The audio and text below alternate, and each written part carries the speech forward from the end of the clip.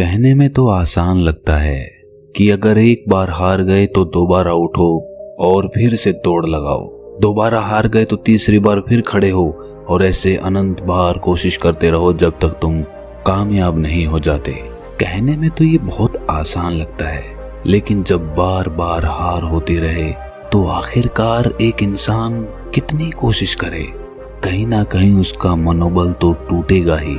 लेकिन क्या कोई ऐसा फॉर्मूला भी है जो निरंतर चलते रहने के लिए हमें हिम्मत देता है?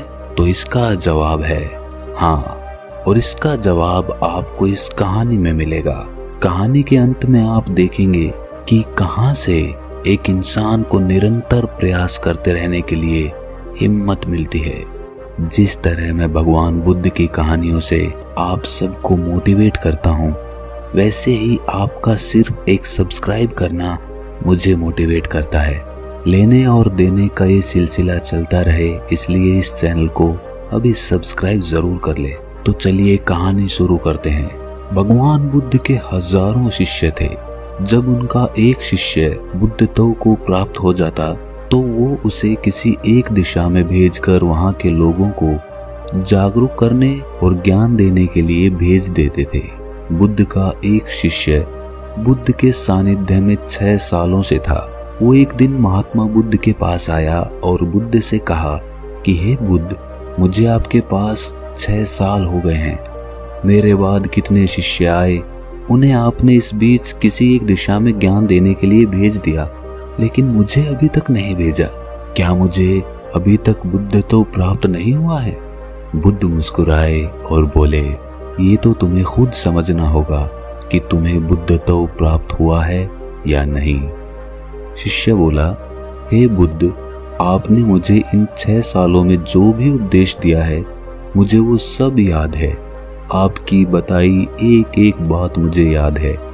आप मुझसे कुछ भी पूछ सकते हैं, मैं आपको हर उत्तर देने के लिए सक्षम हूँ।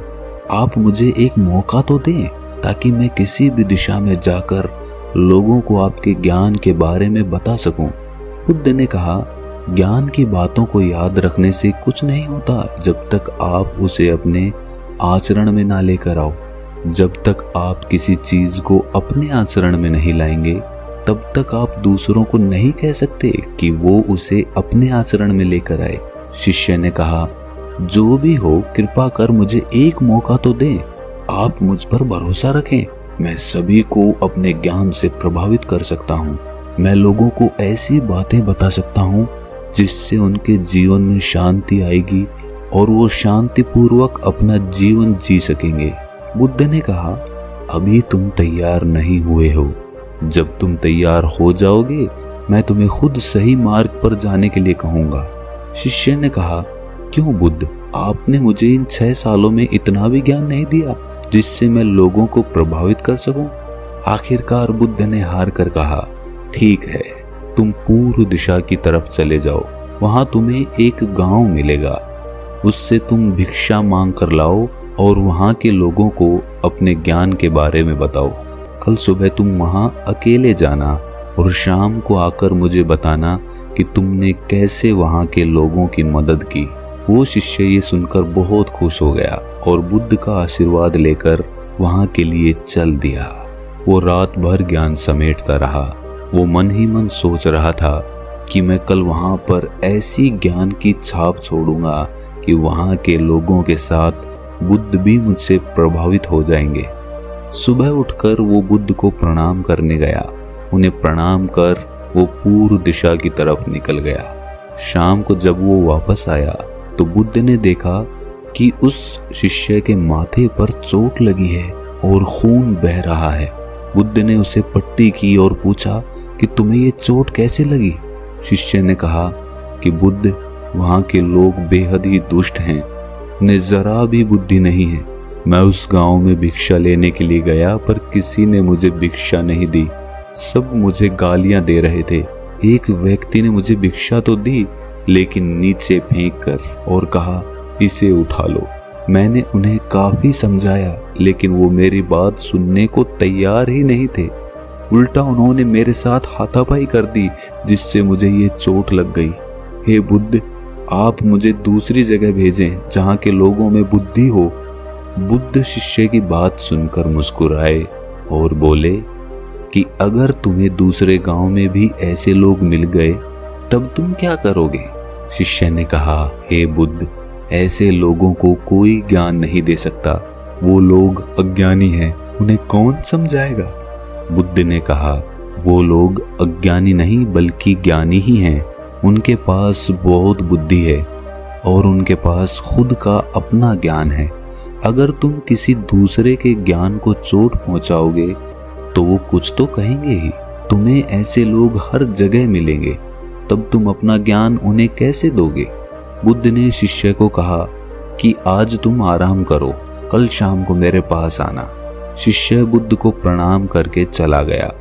अगली शाम जब वो वापस बुद्ध के पास आया तब वहां एक और बुद्ध के शिष्य मौजूद थे। उनके हाथ में चोट लगी हुई थी। बुद्ध ने उस शिष्य के हाथ पर चोट देखकर उस पर पट्टी की और उस शिष्य से पूछा कि तुम्हें ये चोट कैसे लगी? शिष्य ने कहा, बुद्ध, आपने पूर्व के गांव में मुझे जाने के लिए कहा था, वहीं पर मुझे ये चोट लगी। बुद्ध ने कहा, वहां तुम्हारे साथ क्या हुआ था? शिष्य ने कहा, हे बुद्ध, वहां पर मैंने सबसे भिक्षा मांगी लेकिन किसी ने मुझे भिक्षा नहीं दी। एक व्यक्ति ने मुझे भिक्षा दी लेकिन उसने भी जमीन पर फेंक कर कहा कि इसे उठा लो। मैंने चुपचाप उसे अपने पात्र में रख लिया और उसे कल्याण का आशीर्वाद दिया। तब उस आदमी ने मुझसे कहा कि आप बड़े ही अजीब आदमी हैं, मैं आपका अपमान कर रहा हूँ और आप मुझे आशीर्वाद दे रहे हैं। मैंने उनसे कहा कि आप दानी हैं, आपने मुझे दान दिया है, इसीलिए मैं आपको आशीर्वाद दे रहा हूँ। फिर मैं वहां से आगे गया तो कुछ लोगों ने मुझे वहां से जाने के लिए कहा। उन्होंने मुझे अपशब्द कहे और मुझ पर पत्थर फेंके जिससे मुझे चोट लग गई। जब मैं वापस आ रहा था तब मैंने एक माँ को रोते हुए देखा। वो अपने बीमार बच्चे को लेकर चिंतित थी। मैं तुरंत जंगल से उसके लिए कुछ जड़ी बूटी ले आया, लेकिन वहां के लोग मुझे उसे जड़ी बूटी नहीं देने दे रहे थे। फिर मैंने उनसे विनती की कि वो मुझे उस बच्चे का इलाज करने दे। उसके बाद वो जैसा कहेंगे मैं ठीक वैसा ही करूँगा। फिर जिस व्यक्ति ने मुझे भिक्षा दी थी उसने गांव वालों को समझाया। तब उन्होंने मुझे उस बच्चे को जड़ी बूटी लगाने दी। उसके बाद वो बच्चा ठीक हो गया। फिर गांव वालों ने मुझसे उनके किए गए अभद्र व्यवहार के लिए क्षमा मांगी और मुझे धन्यवाद दिया। फिर मैं वहां से वापस आ गया। हे बुद्ध, मेरी आपसे एक विनती है। उस गांव के लोग बहुत भोले और सीधे साधे हैं। क्या मैं रोज उसी गांव में जाकर भिक्षा मांग सकता हूँ? ये सभी बात वो पहला शिष्य भी सुन रहा था। उसने ये सुनते ही बुद्ध के चरणों में गिरकर कहा, हे बुद्ध, मैं समझ गया हूँ कि अभी मैं उस लायक नहीं हुआ हूँ कि दूसरों को ज्ञान दे सकूं। बुद्ध ने कहा, हमें बाहर वैसे ही लोग दिखाई देते हैं जैसे हम भीतर से होते हैं। जब तक हम स्वयं को नहीं बदलते तब तक हम किसी को नहीं बदल सकते। खुद में परिवर्तन बेहद जरूरी है। कोई भी बात बताने से पहले उसे आचरण में लाना बहुत जरूरी है, क्योंकि खुद के आचरण में लाई हुई चीज को समझाना और बताना बहुत आसान होता है और उसे लोग बेहद आसानी से समझ पाते हैं।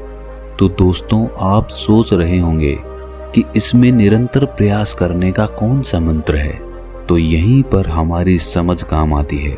इस कहानी में दो पात्र थे। दोनों पात्र वहां से चोट खाकर आए।